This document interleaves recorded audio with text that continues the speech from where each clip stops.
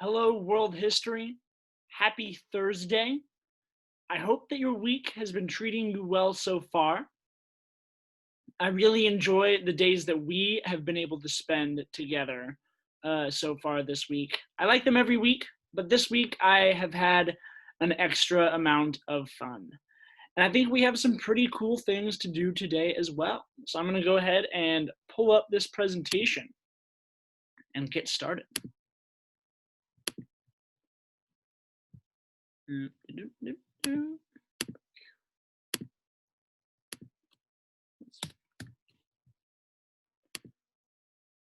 So, we're continuing on with our Golden Age unit, but a little bit more specifically, we are continuing along with our study of Mesopotamia. Okay? We're going to notice a cycle of important empires come up in Mesopotamia. It's going to be a little bit different than the form of empires that we see elsewhere in China and in Egypt and in India. Okay? Our daily objective is I can evaluate the legacy of Babylon by reading an article and analyzing Hammurabi's law code. Awesome. So the need to know questions that are going to be answered today: does the governing system affect the Golden Age? And what were the major innovations, right? And governing systems absolutely affect the Golden Age, right? And in terms of major innovations, we all think of laws as being something that is just a part of life. Our government has laws, our city has laws, even our schools have laws. But there was a point in human history where laws did not really exist, and we are going to see some of the first instances of laws come to pass today. So, if you ever found breaking a rule somewhere, you can blame King Hammurabi of Babylon for that rule being in place. So, for our first activity on Babylon, there is an article on Edmodo. You and your group mates will read the article together out loud. So we're going to put you into your groups, and you are going to take turns reading each paragraph aloud to each other. When you're finished with the article, there are a few questions that you will have to answer at the end of the article. So when you're done, answer those questions. You have about 20-25 minutes to do so, okay? That's not forever, so make sure to work together. And working together doesn't just mean answering different questions and then putting them all together at the end. Working together means coming up with the answers together through discussion. But then every student will turn in their own copy. Okay, so right now, Teacher Maypo will pause this video so you can work on the Babylon article and questions.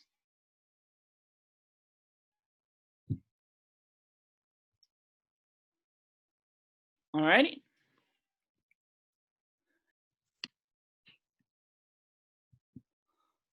Alrighty. Thank you for, I had some internet problems. I'm not sure what you got to see there, but I think we are back now, which is good because I'm going to get back into our presentation. So now that we've learned a little bit about Babylon, we've heard about Hammurabi and his law code a few weeks ago and again today. But we're going to take a bit of a closer look at it. This is Hammurabi's law code, this pillar of stone, okay? The engraving on the top features the king, Hammurabi himself, speaking with one of his citizens. And below it are the many laws written on this pillar, carved into this pillar in the Mesopotamian language cuneiform. So, there's an activity on Edmodo called Hammurabi's Law Code Video Analysis. Okay? We will watch a video talking about Hammurabi's Law Code, and I will pause the video to give you a chance to answer each question on the graphic organizer. make sure to turn it in when you're done, okay? So, let me pull up this video so that we can all watch it together.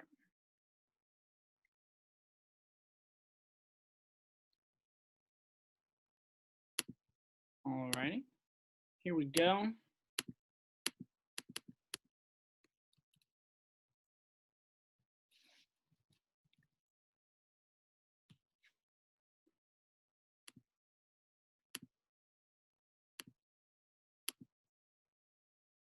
So here's our video. Let's give it a watch.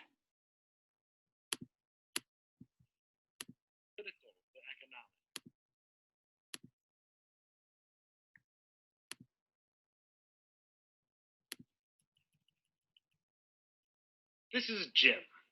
This is Jim's neighbor, Tom. Jim has a cow. Tom steals Jim's cow. Jim retrieves his cow and steals Tom's pig to boot. That'll teach Tom to steal from Jim. Unfortunately, all Tom learns from this exchange is that Jim must die. Tom kills Jim and takes back his pig and the cow. Enraged, Jim's family descends on Tom's farm, steals all the livestock, and burns Tom's barn to the ground, with Tom inside. Tom's family retaliates in kind, and we got ourselves a good old-fashioned feud, one to last for generations. Over the years, dozens of people will die, all over a stupid cow. Left to their own devices, these two families will tear each other apart, to no one's benefit. Enter the judge. A judge can be anyone, a priest, an elected official, a jury of peers, a king, a little old man on a hill.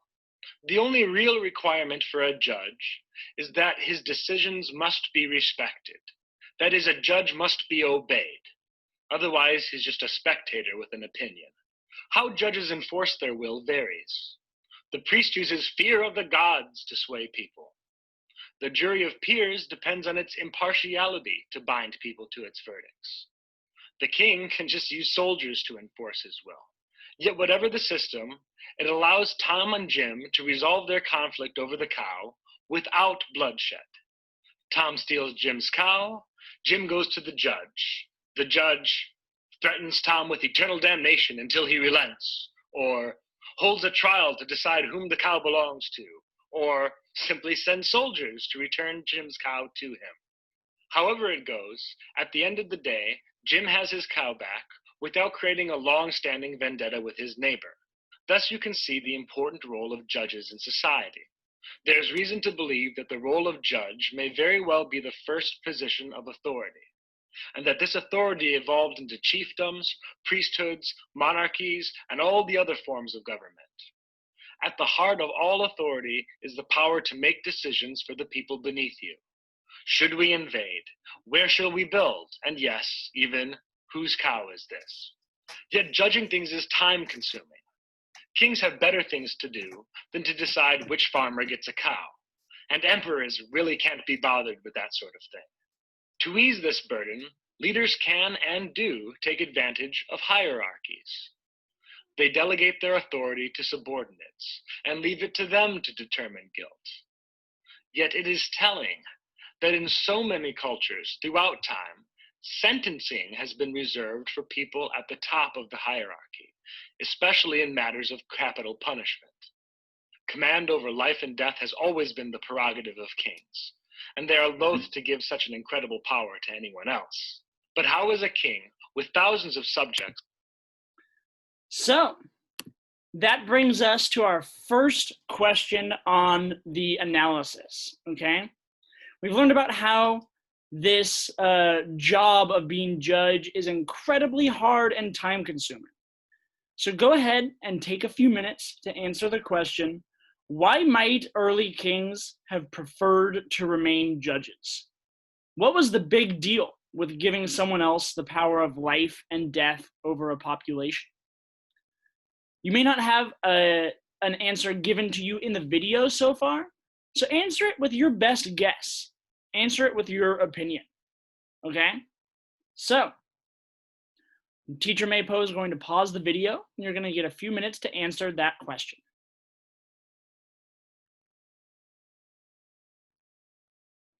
All right. Thank you for answering that question, everyone. We are going to keep watching this video. Else.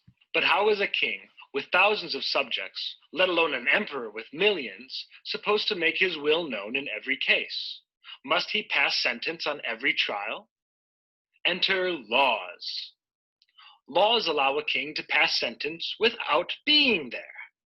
Instead of you stole a cow, you lose a hand, or your life, depending on how I'm feeling today. Now it's anyone who steals a cow loses a hand. In this way, laws also make the justice system more just, since everyone faces the same consequences for the same actions.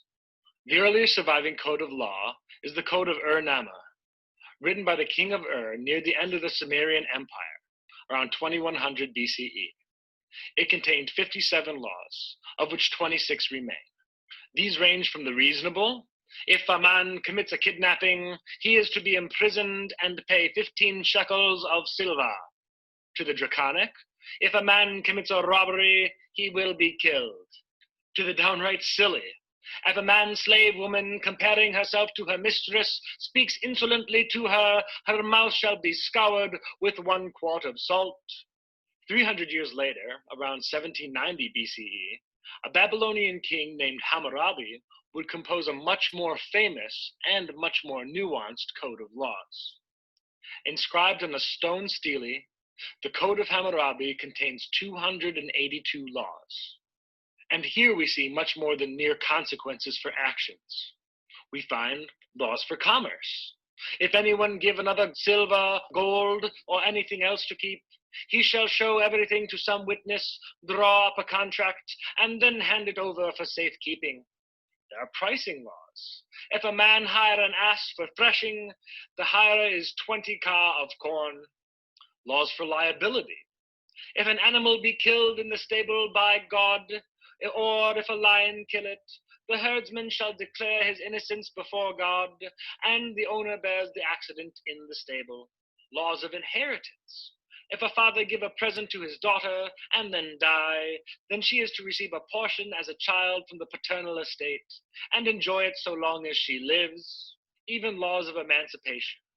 If a state slave or the slave of a freedman marry the daughter of a freedman and the children are born, the master of the slave shall have no right to enslave the children of the free. Laws also. Alrighty.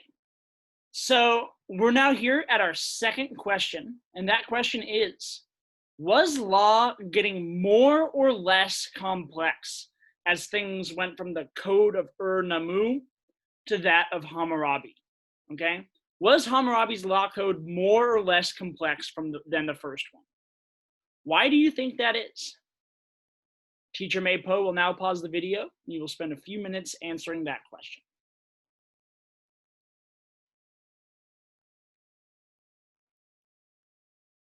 All right, thank you for answering that question. We're going to watch the rest of this video now. Also allow a king to establish just practices. This is very important, as unjust practices don't resolve problems.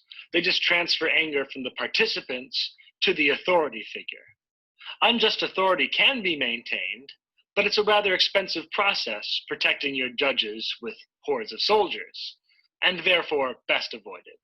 Even Ur-Nammu realized this 4,000 years ago when he wrote, "If a man appeared as a witness and was shown to be a perjurer, then he must pay 15 shekels of silver." Hammurabi goes a step further.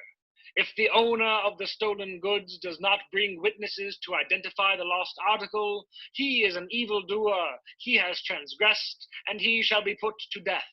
Much later, the law of Moses would state, "One witness is not enough to convict a man accused of any crime or offense he may have committed. A matter must be established by the testimony of 2 or 3 witnesses." So we've seen the good a justice system can do for society. It settles disputes and thereby prevents unnecessary bloodshed. Laws streamline this process and give judgments a modicum of fairness by assigning set penalties for crimes and by establishing standards for proof. Still, the question remains, why would a king go through all this trouble? Well, at its most fundamental level, people killing each other leads to instability. Instability hampers trade, and trade is the lifeblood of any empire. When a king looks at Jim and Tom's situation, he doesn't see two men on the verge of a tragic, murderous feud that will claim innocent lives for generations. No, what a king sees is two otherwise productive farms too busy sabotaging one another to produce anything, and messing up trade in the neighborhood to boot. Yet perhaps the most compelling reason that kings make laws is more political than economic. Kings establish justice systems because as long as the people look to their king for justice, they will do what their king tells them to do. Alrighty. So that brings us to our third question, okay? Now that we've learned more about the later legal systems, do you still agree with the answer to the first question? Why would the king want to spend so much time doing this? Okay. As you answer this last question, we're just about at the end of class. I want to say thank you all so much for being here today. Thank you all for doing your best, and I'm super excited to see you all tomorrow for Friday. Woohoo! Friday! See you all later, everyone.